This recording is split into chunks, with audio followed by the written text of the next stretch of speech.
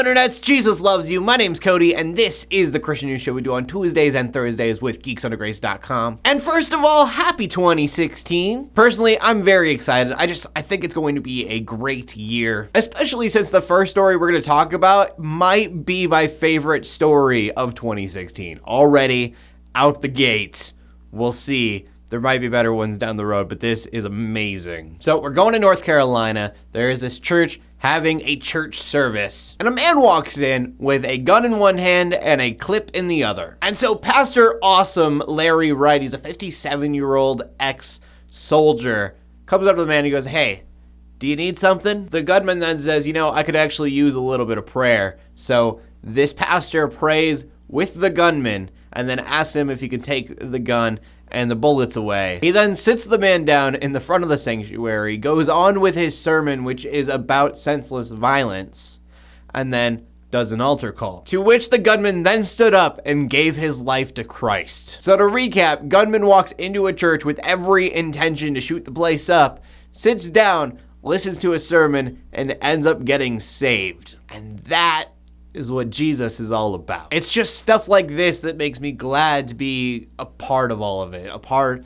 of advancing God's kingdom. Next up, just some good news coming from a study about teenagers. There's been a real worry about millennials because they have been declining, not being nearly as Christian as the generations before them. And so fixing that issue lies within the generations that come after. But it seems like we're pretty good because 89% of teenagers believe that the Bible is either sacred or holy. 41% of teenagers believe that the Bible contains everything you need to know about living a meaningful life, which isn't amazing, but that's still a pretty high number. 44% of teenagers believe that it has way too little of influence on American society and then it needs to influence the United States even more. And 38% said that the word inspired best defines the Bible in one word. And admittedly, these numbers kind of fluctuate between study and study. I try to give you guys all of them that I see that I think are really important and impactful. But to see that we are not on a steady decline is definitely a good thing. And from that, we go on to the final story of the day, which I wasn't going to talk about because I didn't think it was that big of a deal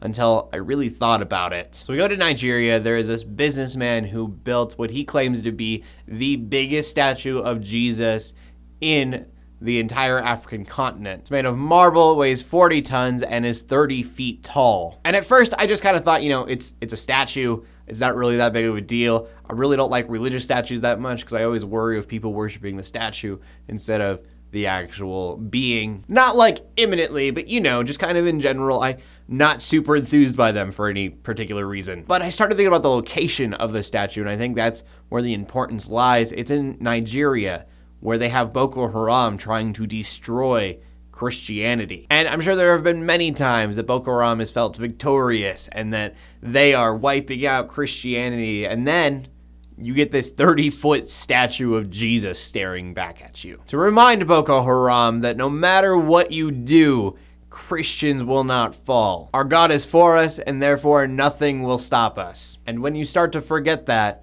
we will do our best to make it as obvious as possible that we still stand. I almost have no doubt that the statue probably has a giant target on its back for Boko Haram, but let them worry about this statue while Christians gather and pray together and worship and love the people that need it in their communities. I don't know, I just think the statue is really empowering because of the location that it's in. I don't know.